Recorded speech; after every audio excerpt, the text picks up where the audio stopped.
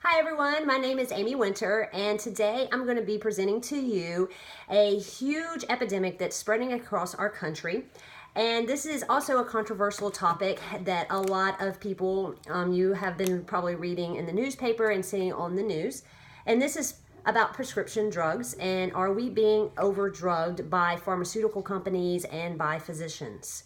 So I'm going to be hitting on four main points. One, which is the three main drugs that are issues with this epidemic.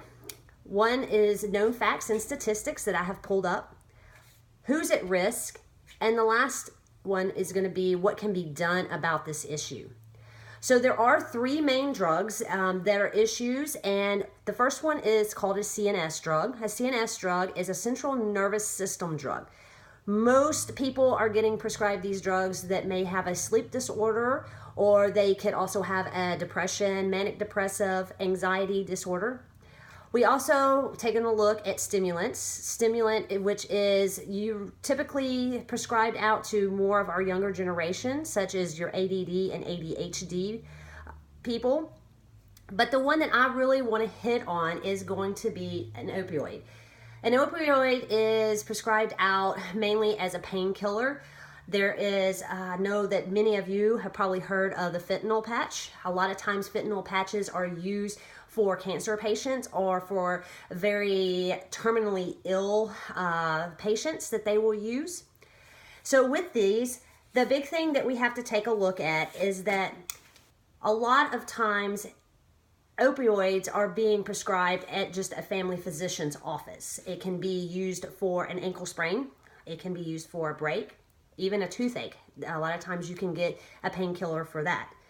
So a lot of times with the opposing view, a lot of people are arguing the fact that these drugs are needed, especially in our stimulant. That is where a lot of our ADD and ADHD patients have a tendency that they may need Adderall because they're having a hard time focusing in school.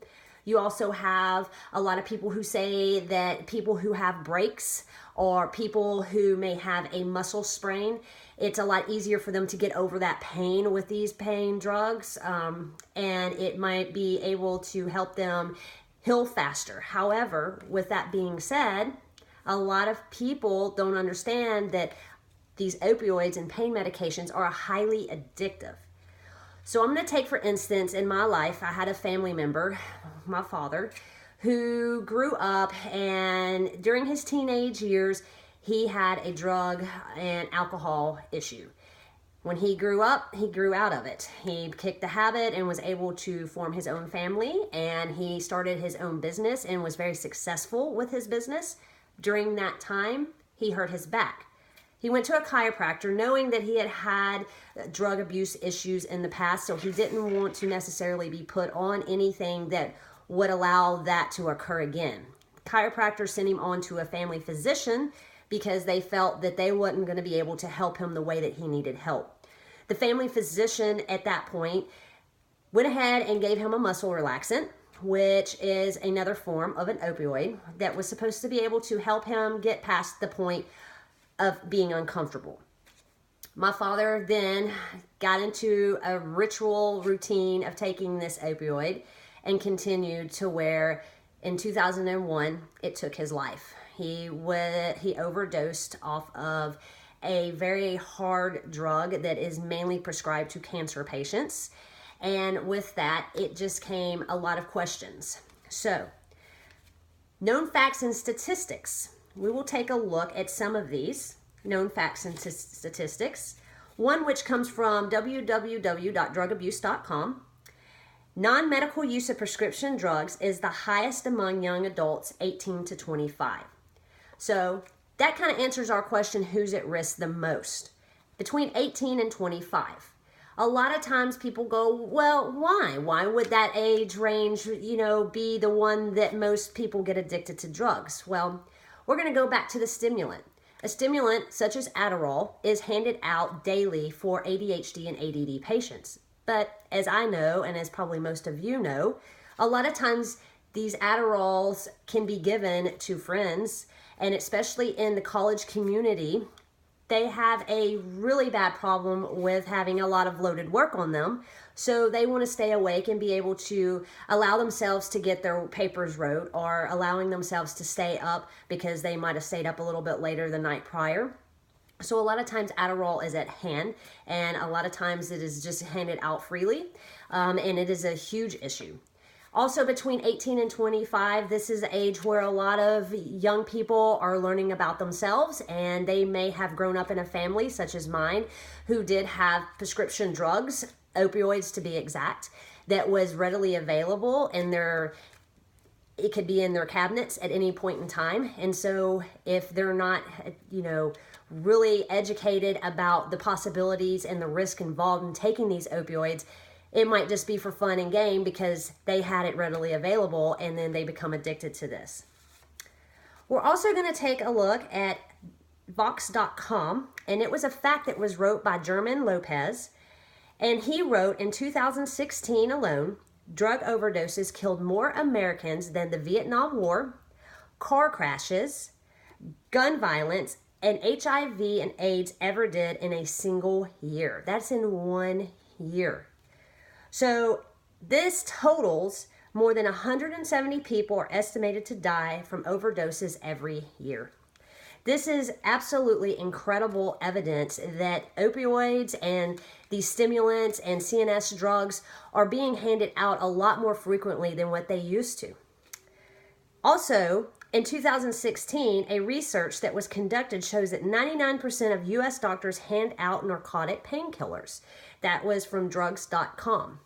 This is a very, very touchy issue because I know that with my father being handed out a narcotic that was able to allow him to sleep at night because of his back pain, the only issue is that you have to fill out a form. And my father filled this form out, and on this form, it did state he had had a drug and alcoholism issue when he was a teenager.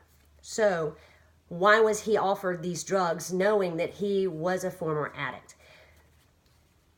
A lot of times questions arise from the opposing view, and they go, well, if you start cracking down and things start becoming more illegal and you don't want these pain medications to be out, some way they're going to find, on the black market. Yes, they can be found on the black market. Even to this day, they're being found on the black market. However, that's where what can be done is going to play a part in this.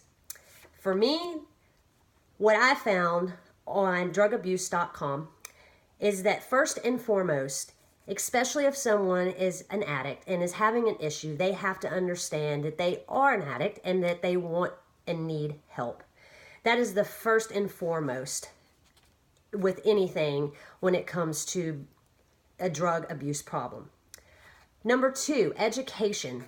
Educating your children at an early age and letting them know that even if you do have a narcotic in the home, how much it can play a huge part in their life if they didn't use it correctly. Also, making sure that you are going through all your options before having to bring home a narcotic for a pain, or for maybe handing out a stimulant for maybe an ADHD or ADD problem, or a CNS drug. If you're having a sleep disorder, maybe being able to find another route and another way of being able to allow yourself of maybe like acupuncture for pain, or maybe going to a behavioralist specialty group that maybe can talk you through some issues without having to worry about taking, a prescribed drug.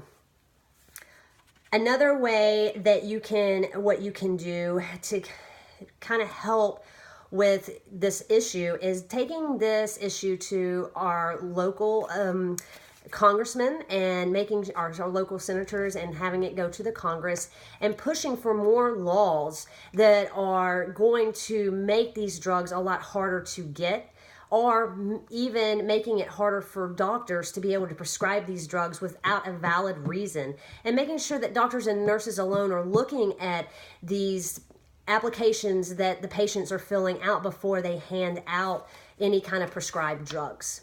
So all in all, and in conclusion, the main focus is that there is an epidemic of these drugs and prescribed drugs, and we need to get down to the bottom of it. There's so many people on a daily basis people that you walk by, people that you may go to church with, people that you may go to work with, that you have no idea of what they're doing.